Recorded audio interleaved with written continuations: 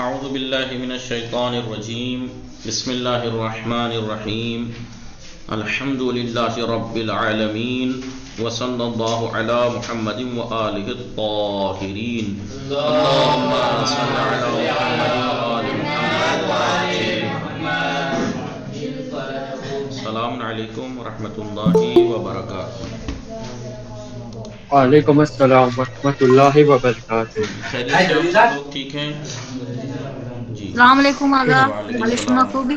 بھلے منخوب فاطمہ زہرا قسیم زہرا آپ لوگ ٹھیک ہیں؟ دیکھیں گفتگو چل رہی تھی ہماری تاریخ میں جی معجزے کے بارے میں ابھی تک گفتگو چل رہی تھی جی. بتایا قرآن کس کس اعتبار سے معجزہ ہے، پہلے اس کی فصاحت بلاغت کے اعتبار سے، پھر اس کے غیبی خبروں کے اعتبار سے بھی بتایا، اس کے لکھت کے روپ، ٹھیک ہے، ان سب کے اعتبار سے معجزہ ہے. پھر آج جو درس ہے وہ کیونکہ اب کتاب کا نام ہے پیغمبر اسلام، ہمارے نبی کے بارے میں، لہٰذا کسی بھی نبی کی تصدیق کے لیے کہ وہ اپنے دعوے میں سچا ہے، اس کے لیے کچھ موارد کچھ ملا کر معیار ہیں جس سے پتہ لگایا جا سکتا ہے کہ یہ اپنے دعوے میں صحیح ہیں. لہٰذا اس کے بارے میں ہم نے ابھی تک گفتگو کی تھی. اب یہاں پہ مسئلہ آتا ہے کہ ہمارے نبی کے بارے میں، کہ ہمارے نبی آخری نبی ہیں جی. ہمارے نبی آخری نبی. ظاہر سے آپ کو دکھ رہا ہوگا کہ بھائی ٹھیک ہے، قرآن میں بھی لکھا ہے، روایات میں بھی ہے، سب جگہ ہے. لیکن سوال یہ جب بنتا ہے کہ جب سامنے والا یہ سوال کرتا ہے کہ جب نبی آتے تھے اس وقت کیوں آتے تھے؟ لوگوں کے مسائل حل کرنے کے لیے، ان کی ہدایت کرنے کے لیے. تو کیا ان لوگوں کو ہدایت رہبری کی ضرورت تھی؟ ہمیں نہیں ہے. کیا ہمیں نہیں ہے؟ ہمیں ضرورت ہے جی. تو پھر ہمارے لیے نبی پھر نبی کیوں نہیں ہے ہمارے لیے جی؟ آپ آخری نبی اگر ہو جائے، اس کے بعد آپ کے بعد نبی نہیں آئیں گے تو قیامت تک کیا انسان نہیں آئیں گے؟ آئیں گے. تو پھر وہ شکوہ کر سکتے ہیں کہ اس زمانے کے ہر انسان کے لیے 1,24,000 ایک کے بعد ایک نبی آتے رہے. کیوں ہم محروم ہیں؟ کیا وہ جس ضرورت کی وجہ سے ان لوگوں کے لیے نبی بھیجے جاتے تھے، کیا وہ ضرورتیں ہمیں نہیں ہیں؟ ہمیں بھی ضرورت ہے جی. اور وہیں سے یہ باتیں اس بارے میں یہیں پہ گفتگو کی جائے گی. پہلے ہم اس میں یہاں پہ دلیل دیں گے کہ ہمارے نبی آخری نبی ہیں، اس کے اوپر دلیل دیں گے، پھر اس کے بعد اس کا جواب بھی دیں گے. حضرت محمد صلی اللہ علیہ وآلہ وسلم اللہ کے آخری پیغمبر اور خاتم الانبیاء ہیں. سب ٹھیک ہے، آخری پیغمبر ہیں اور خاتم الانبیاء. ظاہراً اس کے اوپر ہمیں دلیل لانے کی کوئی ضرورت بھی نہیں ہونی چاہیے کہ آخری ہیں. کیوں؟ کیونکہ جو چیز کسی دین کی واضح چیزوں میں سے ہو، جو بھی مسلمانوں کے بارے میں پڑھنا چاہے گا، جاننا چاہے گا، سب سے یہ وہ چیزیں جو زوم سامنے آئیں گی، بالکل ہیڈنگ سی سامنے آئیں گی، ان میں سے ایک چیز یہ ہے مسلمات میں سے کہ حضرت محمد ان کے نبی ہیں اور وہ آخری نبی ہیں. جی ہاں. ان کے بعد نہ کوئی پیغمبر آیا ہے اور نہ آئے گا. پیغمبر اسلام نے اپنی دعوت کے آغاز ہی سے جو آپ نے دعوت دی لوگوں کو، اس کے شروع ہی سے اپنی خاتمیت کا تعارف کرایا. جس دن سے آپ نے پیغمبر ہونے کے بارے میں لوگوں کو بتایا، اسی دن یہ بھی بتایا لوگوں کو کہ میں آخری پیغمبر ہوں جی. اور اسی عنوان سے مشہور اور مقبول بھی ہوئے آپ، اسی عنوان سے مشہور بھی ہوئے کہ آپ آخری نبی ہیں. اسلامی دائرے میں خاتمیت کا موضوع ایک ضروری امر شمار کیا جاتا ہے، ایک ضروری امر ہے یہ خاتمیت. اس لحاظ سے دلیل قائم کرنے کی ضرورت بھی نہیں ہے. ضروری امر شمار ہوتا ہے یعنی واضح، روشن. جو بھی کوئی غیر مسلم اسلام کے بارے میں جاننا چاہے گا جو تو فوراً سمجھ جائے گا. تو واضح سامنے کی چیزوں میں ہے، اسلام کے اندر سب سے مسلمات چیزوں میں سے ہے کہ حضرت محمد آخری نبی ہیں. تو ایسی چیز کے اوپر تھوڑی دلیل لائی جاتی ہے، ایسی چیز کے اوپر تھوڑی دلیل لائی جاتی ہے جو بالکل واضح ہو کسی دین کی.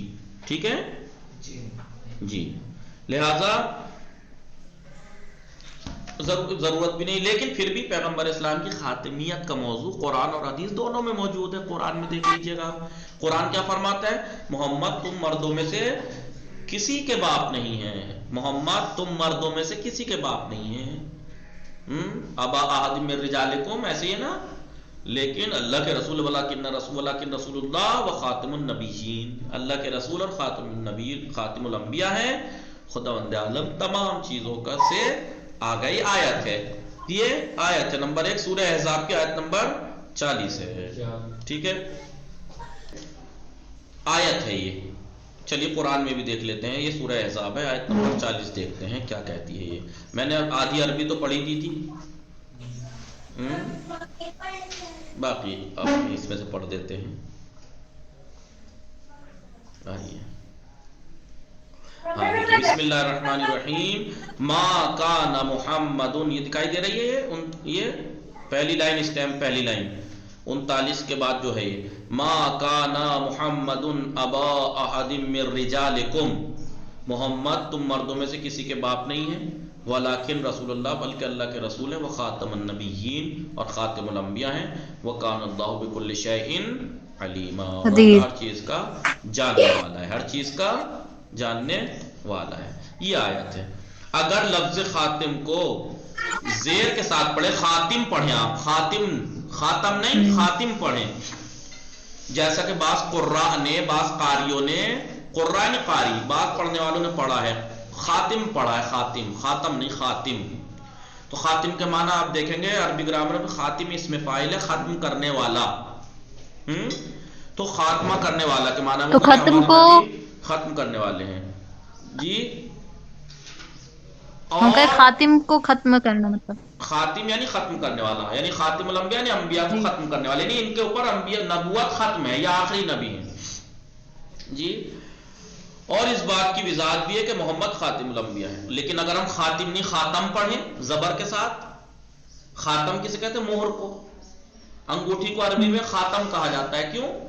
کیونکہ پرانے زمانے میں کوئی الگ سے تھوڑی مہر ہوتی تھی. ایک لیٹر لکھتے تھے، آخر میں اپنی انگوٹھی کا پیچھے سے وہ مار دیتے تھے ٹھپا اس پہ لگا کے، تو مہر کہلاتی تھی. کہ ہاں بھائی، جیسے آپ نے دیکھا ہوگا کہ رسول نے جب جگہ جگہ اپنی دعوت کا خط بھیجے الگ الگ ملکوں میں بادشاہوں کو، تو لوگوں سے مولا کائنات یا اور جو لوگ تھے ان سے وہ لیٹر لکھواتے تھے، اور آخر میں اپنی مہر اس پہ یعنی اپنی انگوٹھی چھاپ دیتے. تو اس پہ آپ کی انگوٹھی پہ کیا لکھا ہوتا ہے؟ محمد الرسول اللہ. ٹھیک ہے، اس بات کی وضاحت بھی. اور اگر خاتم یعنی زبر کے ساتھ پڑھا جائے جی، تو اس چیز کے معنی میں ہے، انگوٹھی پہ لکھتے تھے نہیں انگوٹھی پہ آپ کے لکھا ہوا تھا محمد رسول اللہ، بس اس پہ رنگ پہ لگا کے جو مہر جس سے لگتی ہے اس پہ لے کے آپ کاغذ پہ پرچے پہ لگا دیتے تھے یا جو بھی تھا. تو اس چیز کے معنی اگر ہم خاتم پڑھیں تو کس چیز کے معنی میں؟ جس کے ذریعے کسی چیز کا خاتمہ ہوتا ہے، یعنی ختم شدہ. اس میں مفعول ختم شدہ، خاتم ختم کرنے والا، خاتم ختم کیا ہوا. اسی لیے انگوٹھی اور مہر کو خاتم کہتے ہیں. انگوٹھی کو بھی خاتم کہتے ہیں اور مہر کو بھی، کیونکہ خط کے آخر میں لگائی جاتی ہے. خط کے آخر میں ہے نا، تو میٹر کو ختم کرنے والا، ختم شدہ، یعنی یہاں پہ ختم ہو گیا یہ بات، جو خط کے تمام ہونے کی علامت سمجھی جاتی ہے. نیز دوسرے معنی میں بھی پیغمبر کا خاتم ہونا قرآن سے ثابت ہوتا ہے جی، کیونکہ محمد کو ایک مہر کے عنوان سے تعارف کرا گیا. تو آپ چاہے خاتم کے نام سے پڑھ لیں تب بھی آپ خاتم الانبیاء سمجھ میں آتا ہے، اور خاتم پڑھ لیں تب بھی، کیونکہ آپ ایک مہر کے عنوان سے آپ کو تعارف کرا گیا جو خط کے آخر میں لگائی گئی. آپ انبیاء کے آخر میں آئے ہیں، آخری نبی ہیں.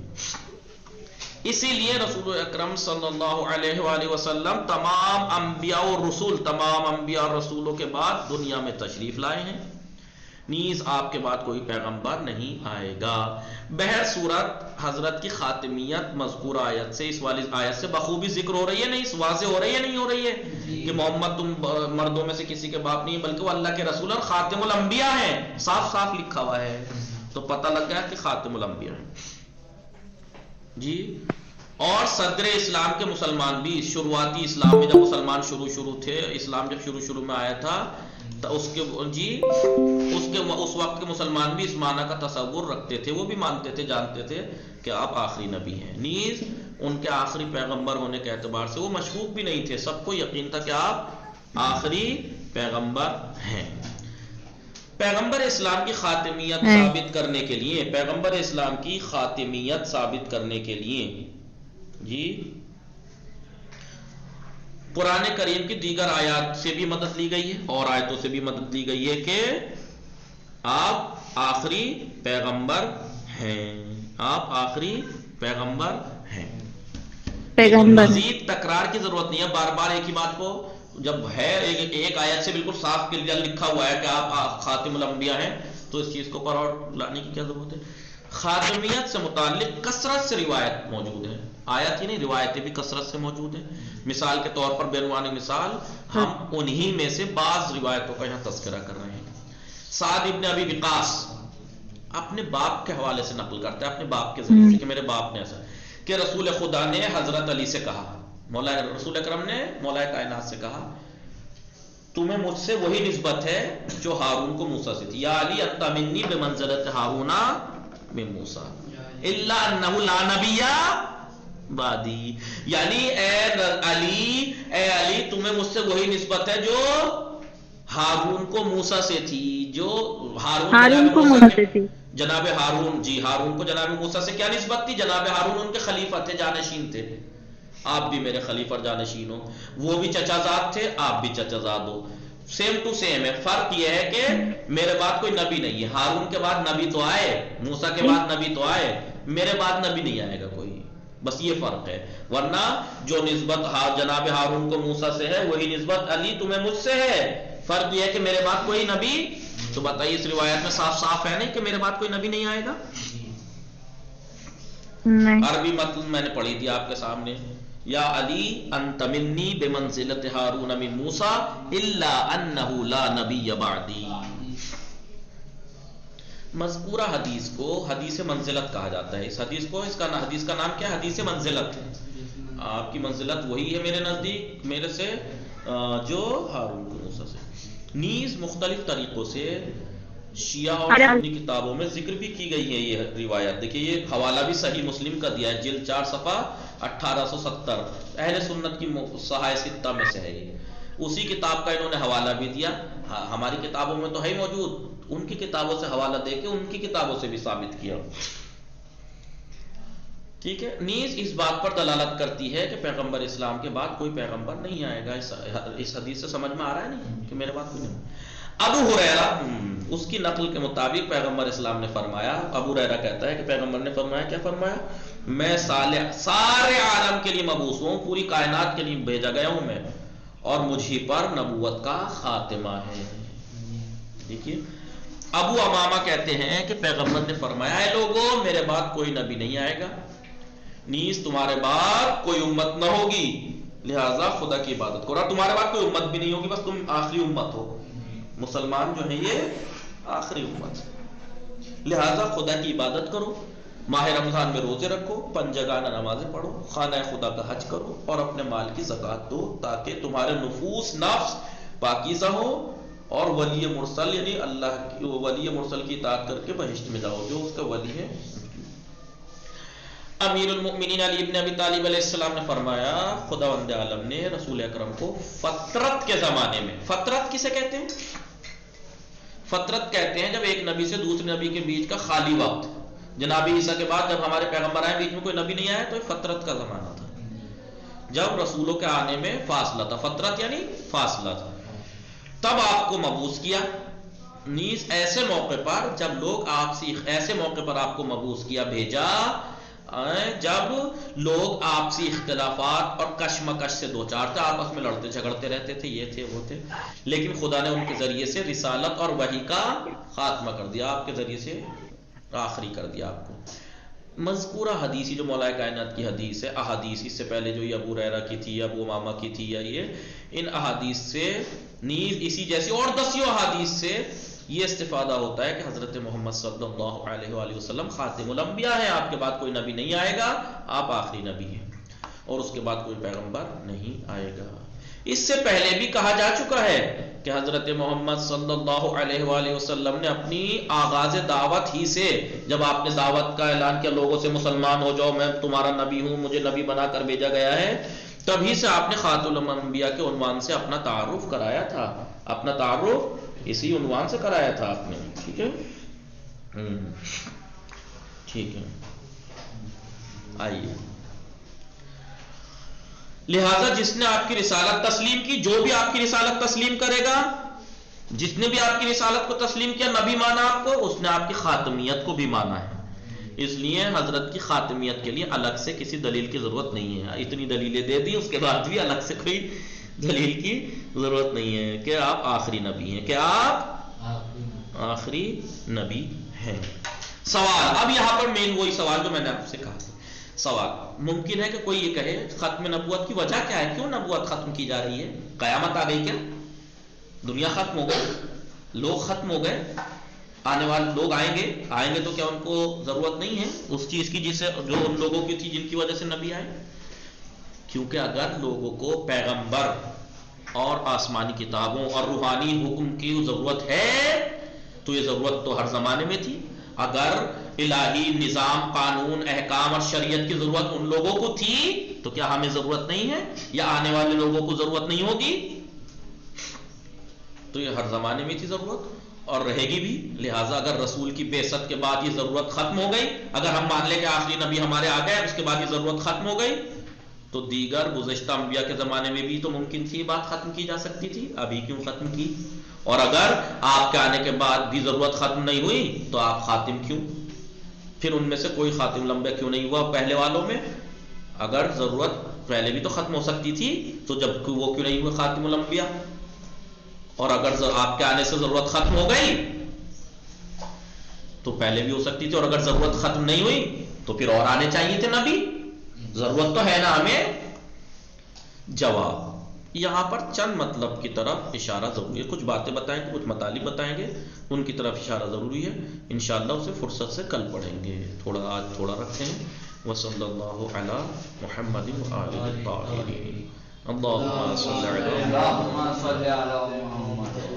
ویسے خلاصتاً آپ کو جواب دے دوں تو چلے گا کہ بھائی دیکھیے, ہر نبی کے بعد جو دوسرا نبی آتا رہا تو شریعت مکمل نہیں ہوئی تھی, شریعت مکمل نہیں ہوئی تھی, جو لوگوں کی ضرورتیں تھیں اس اعتبار سے مکمل نہیں ہوئی تھی. آتے آتے ترقی یعنی شریعت کو اسٹیپ بائی اسٹیپ خدا نے لوگوں تک پہنچاتا رہا اور آخر میں شریعت کو کامل کر دیا. الیوم اکملت لکم دینکم, آج دین کامل کر دیا. اب ساری شریعت بیان کر دی گئی, ساری شریعت آ گئی. اب قیامت تک آنے والے لوگوں کی ہر ضرورت اس سے حاصل کی جا سکتی ہے. کلی اگر بعض چیزیں نئی جیسے کرونا اور یہ فلاں چیزیں بعد میں پیش آ رہے ہیں کچھ مسائل, تو ان کے اندر کچھ کلی قاعدے بیان ہوئے ہیں, ان کے ذریعے سے ان مسائل کو حل کیا جا سکتا ہے. اب صرف شریعتیں آ چکی ہیں, بس بیان کرنے کی ضرورت ہے کہ توضیح دینے کی, اس کے لیے ائمہ آ گئے, ان کے بعد علماء ہیں. ٹھیک ہے, یہ ہے اس طریقے سے, باقی انشاءاللہ کل پڑھیں گے.